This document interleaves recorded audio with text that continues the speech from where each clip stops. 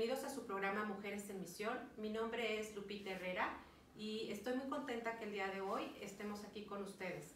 Para acompañarnos en este programa se encuentra aquí Adri. Hola, ¿qué tal? Gracias amigos por acompañarnos este día. Vamos a tener un tema muy bonito, por favor quédense. El día de hoy nos acompaña tenemos un súper invitado, es el Padre Santiago Mejía, legionario de Cristo. Nació en noviembre de 1984 en Bogotá, Colombia, y creció en Jacksonville, Florida, en los Estados Unidos, donde conoció el Reino Christi. Fue colaborador en el 2006 e ingresó al noviciado de Colombia en febrero del 2007. Cursó las Humanidades Clásicas en el Centro de Noviciado y Humanidades de Salamanca, España, por 2 años. Realizó sus estudios de bachillerato en Filosofía y en Teología en el Atento Pontificio Regina Apostolorum. Emitió su profesión perpetua en enero de 2018. Desempeñó su trabajo apostólico como director del ESID e instructor de formación en el Cumbres International School, Aguascalientes. Mientras cursaba estudios en Roma, colaboró con la Oficina de Comunicación Internacional. Actualmente es el director del ESID en la localidad de Guadalajara Norte. Bienvenido, Padre. Muchísimas gracias por acompañarnos. No, gracias a ustedes. De verdad. Bueno, el día de hoy vamos a tener, como decía Adri, un programa muy interesante y tiene por nombre ¿Son fiables los evangelios? Y para comenzar este programa vamos a hacer una pregunta, Padre, en que ¿por qué es bueno que los cristianos conozcamos los métodos de investigación de estudio y la forma de interpretación de los exegetas? ¿Quiénes son los exegetas? Pues brevísimamente, los exegetas son las personas que estudian la Biblia, las personas que se lo pasan comparando textos, que tenemos miles y miles y miles de copias de los evangelios del Antiguo Testamento, y ellos son los que de lúcenos van viendo, van interpretando cuáles son, digamos, los textos más antiguos, más originales, los que efectivamente, como dice el título del tema de hoy, son fiables. Para nosotros como católicos, más que cristianos, como católicos es muy importante conocer sobre todo el hecho de que existen exegetas, de que existen muchísimos manuscritos de los evangelios, porque somos católicos digamos, bajo fuego, bajo la mira. Los protestantes, nuestros hermanos cristianos, de verdad son expertos en el tema de la Biblia y nos dan 1000 vueltas en el conocimiento de los versículos y con argumentos que se basan en la Biblia, pero ¿sabías tú que ellos, los protestantes, tienen una Biblia un poquito diferente que la nuestra? Que nosotros tenemos algunos libros más que ellos, que para ellos no aceptan para nada el libro de Daniel, que para ellos no aceptan para nada algunos pasajes del Apocalipsis. Entonces, nosotros, digamos que tenemos que conocer nuestra fe, y parte de eso es conocer la Biblia. Ciertamente, la Biblia no es el único modo de interpretación, como dicen los protestantes, el único modo de conocer nuestra fe, pero es muy importante que Dios se nos revela, Dios nos habla con su palabra viva a través del Evangelio. Y ciertamente, un poco menos cuadrado como los protestantes, que tienen como fundamento de su cristianismo el sola escritura, o sea, solamente lo que dice textualmente, tal cual como está escrito aquí, el Evangelio es la verdad. No es cierto.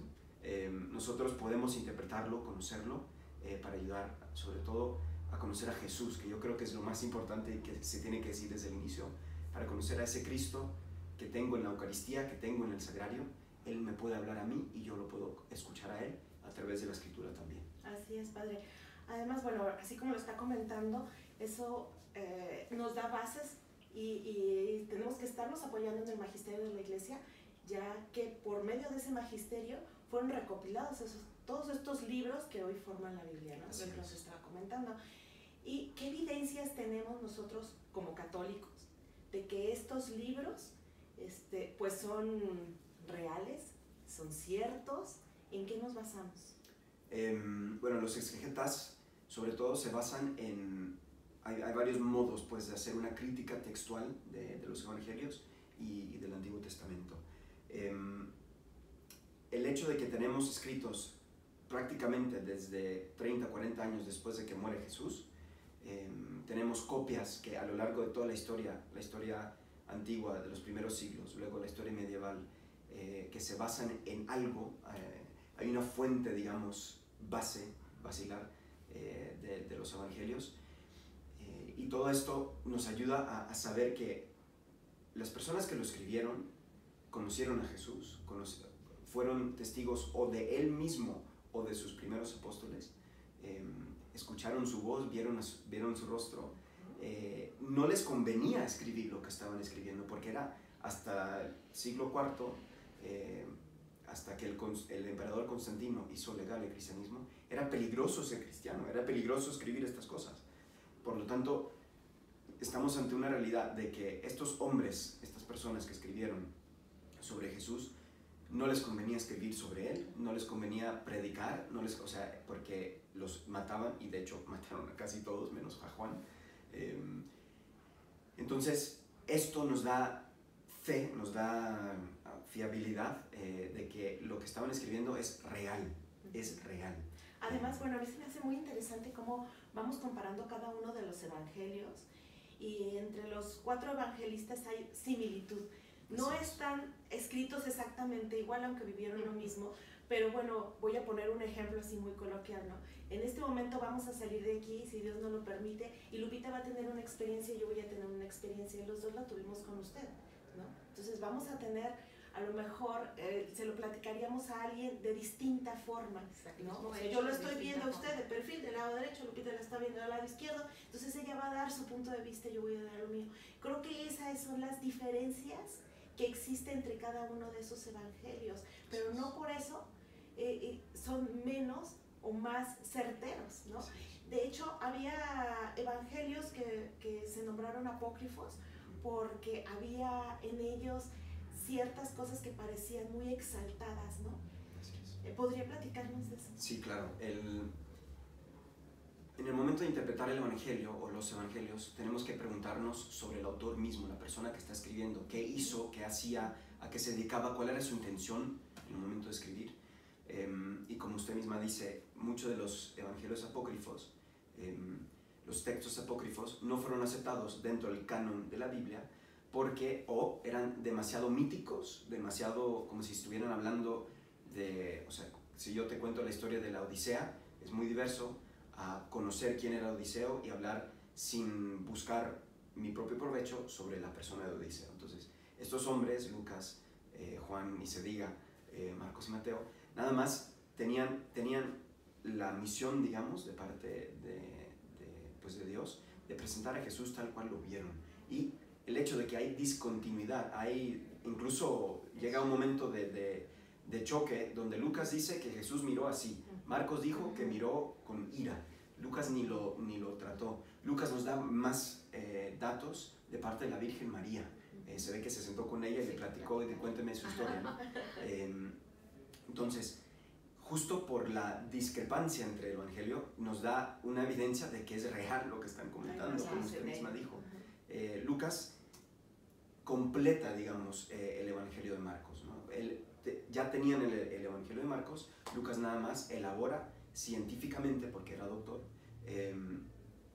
y agrega, digamos, más datos que no sabíamos o que Marcos tampoco sabía, de parte de la Virgen, de parte de Juan mismo. Y bueno, sabemos que Lucas era uno de los cuates de San Pablo, junto con Marcos. Sabemos que Juan en algún momento coincidió tanto con Lucas como con Marcos, ni se diga. Entonces, cuando llegamos al Evangelio de Juan, por ejemplo, Juan, ya teniendo los otros 3 evangelios, conociendo los 3 personajes que escribieron, Juan cuenta una historia de su amor personal con Jesús. Entonces, él tiene unos detalles espirituales, teológicos incluso, muy profundos y muy fuertes. Ya sabemos qué pasó y él quiere comprobarte que Jesús no solo era el hombre que vimos, sino el verbo encarnado. Entonces, desde el inicio de su evangelio y terminando con Apocalipsis, es literal mostrándonos el verbo encarnado, ese Cristo divino, hombre y Dios verdadero, que vino y me salvó a mí. Pero, o sea, yo, Juan, tuve esa experiencia. Entonces, él escribe unos detalles espectaculares. Pero bueno, el hecho es que no podemos, si vemos una, digamos, diferencia, no es que sea, tachamos que ya no, esto no es verdad. Todo lo contrario, es verdad justo porque hay discrepancia. Es lo que le da la autenticidad, esa discrepancia. Totalmente. Por otro lado, también se basan mucho en los usos y costumbres de la época, ¿no? Cómo lo vivieron, si era realmente como lo vivían los judíos o las comunidades cristianas de la época. Efectivamente, sí. Como decía, conocer el autor, el hombre, aunque digamos que el primer autor siempre es el Espíritu Santo, el hombre, instrumento por el cual se escribe esta palabra, también deja su huella dentro del escrito. Entonces, tanto Marcos, bueno, sobre todo Marcos, era, digamos, mucho más sencillo, menos letrado que los otros tres evangelistas. Juan también tenía un background, una biografía bastante sencilla. Lucas era el cerebro ahí, el científico que puso muchísimos más datos, incluso históricos, y demuestra que también quiso comprobar históricamente, pone datos de Herodes, pone datos del emperador romano de su momento, y bueno, todo esto simplemente es evidencia sabemos que los 4 fueron judíos por el conocimiento de la cultura judía, ni se diga, de los fariseos, de los saduceos, conocían la política interna, digamos, las luchas internas dentro del judaísmo, y también eran muy conscientes de que estaban rompiendo con el judaísmo, que era totalmente nuevo lo que estaban fundando, aunque no se llamaron cristianos como tal. De hecho, el término cristiano viene de los romanos y los judíos no viene de los mismos cristianos. Ellos les dieron esta connotación de cristianos mucho después de la muerte de Cristo. Y eso también es una evidencia muy, muy padre. Por ejemplo, en la última cena, en la Pascua, los judíos tenían un rito de la Pascua. O sea, era una cena con unos gestos muy concretos que todas las familias judías tenían que realizar.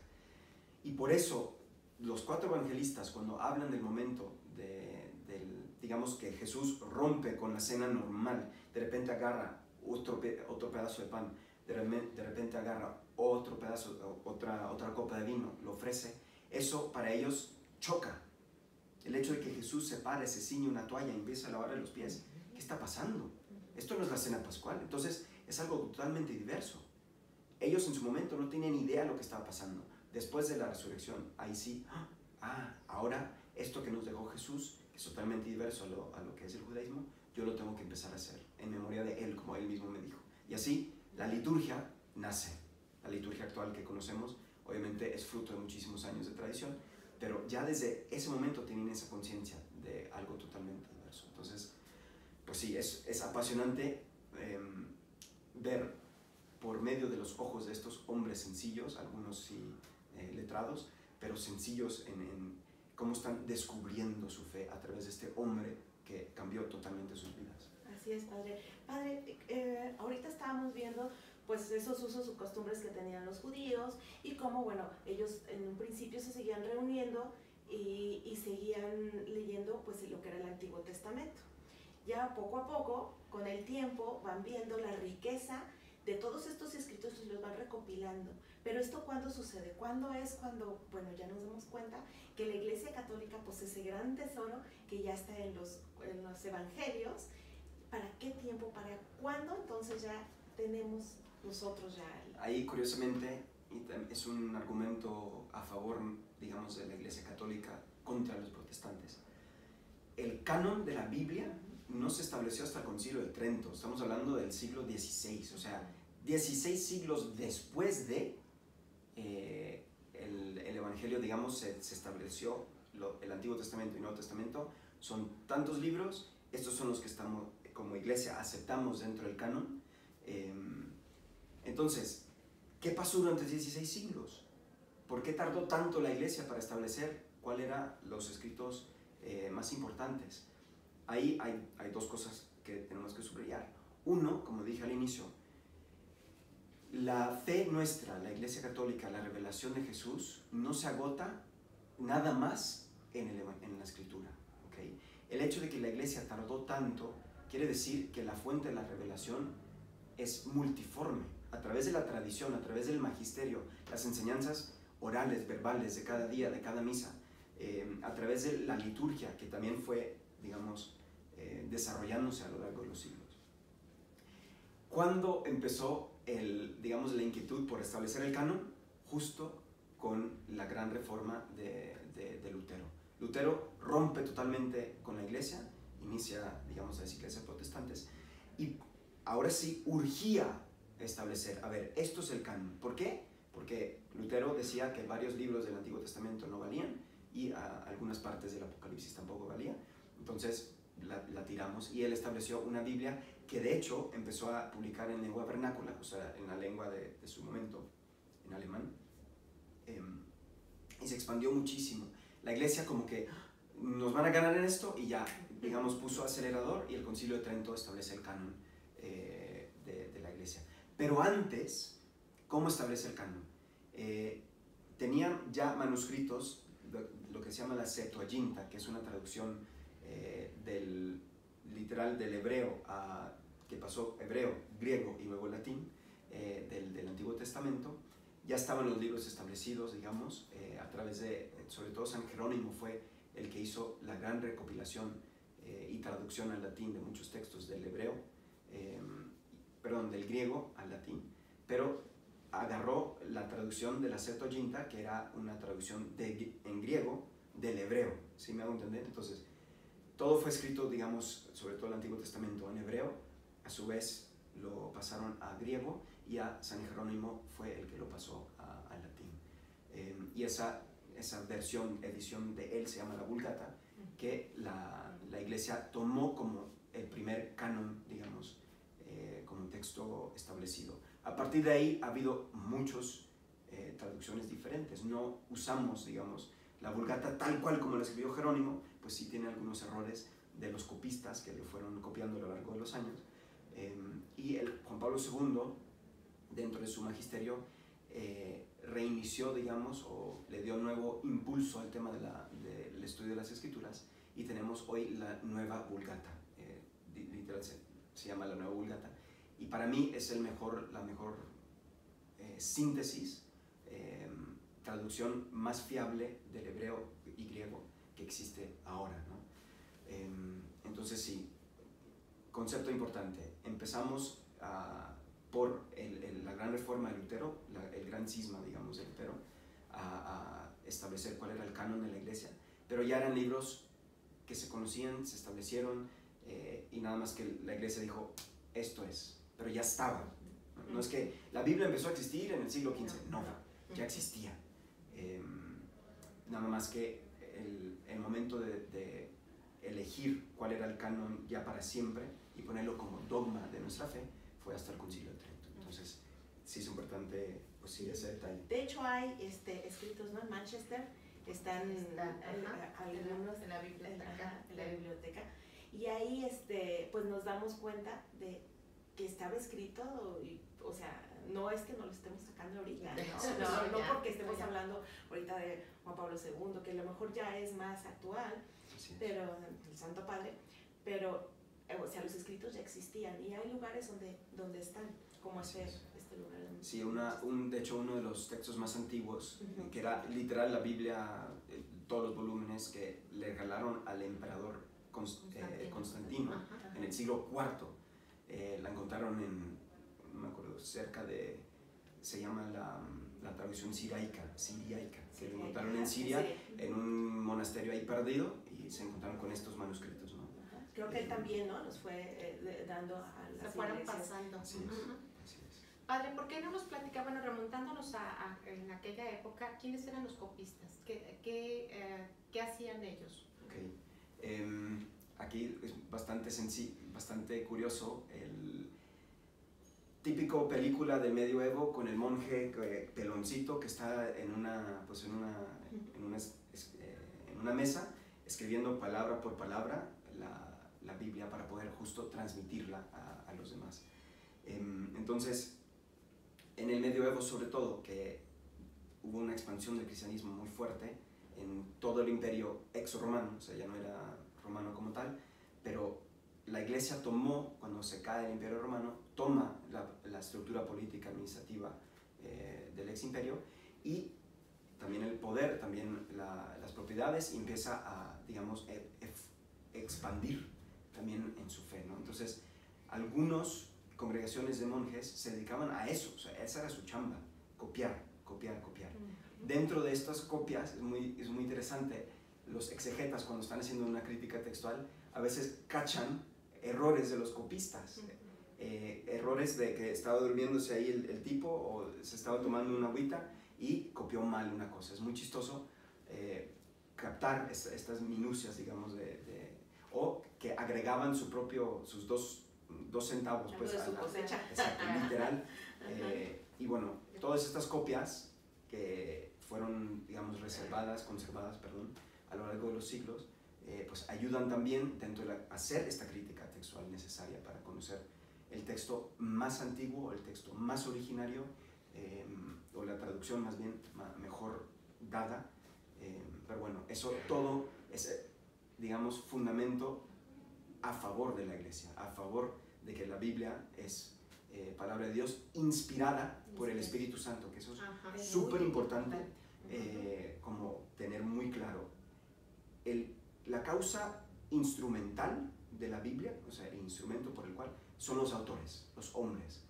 Pero la causa fundamental, la causa final incluso, inicio, alfa y omega, es Dios, es el Espíritu Santo. Él quiso en este momento que este hombre se sentó a escribir, hacer algo, ¿no? Entonces, lo creemos como un fundamento, como dogma de nuestra fe, que la Biblia es palabra de Dios, que sí usa instrumentos humanos, pero es palabra de Dios. Y basta, todos hemos hecho la experiencia. Llegas un día, estás cansadísimo, abres la Biblia, lo primero que te sale, es directo al corazón. Incluso el mismo texto que leí ayer puede decirme otra cosa que no me dijo, ¿no? No sé, es increíble, apasionante el tema. Y yo terminaría como subrayando el hecho de que tenemos que tener la Biblia en manos, conocerla, rumiarla, escucharla, porque sí nos habla Jesucristo, vivo y verdadero, a través de esta palabra. Entonces, así es, Padre. Y bueno, yo me voy con algo en el corazón que definitivamente no quisiera dejar de decirlo, y es que uno no puede amar lo que no conoce, ¿verdad? Y sí, durante nuestra lectura de la Biblia pues vamos a conocer muchos pasajes, todo lo que pasó con Jesús, y podemos conocer y querer ver al Jesús hombre, pero definitivamente hay que verlo y leerlo con el corazón para poder enamorarnos de él, que esa es la parte importante que queremos destacar en esto, ¿no? El hecho de que no puedes amar lo que no conoces, entonces tienes que adentrarte, tienes que leerlo, y tienes que leerlo con fe, a la luz del Espíritu Santo, pero con fe y con el corazón bien puesto ahí, ¿no? O sea, dejarte de esas dudas y creer en este magisterio de la iglesia que por algo nos fue dado, y creer en la voluntad de Dios para amarlo sin ahora sí que todas esas trabas que como humanos nos vamos poniendo. Pues le agradecemos mucho, Padre. Muchas gracias, Padre. Gracias. La verdad me encantó, fue sí. un muy bonito programa. Espero que a ustedes también les haya gustado. Y nos están, pues los estaremos esperando para el próximo viernes. Por favor, síganos, somos Mujeres en Misión y estamos encantadas de estar llevando este programa a ustedes. Dios los bendiga. Gracias. Y aquí nos vemos la próxima. Hasta luego.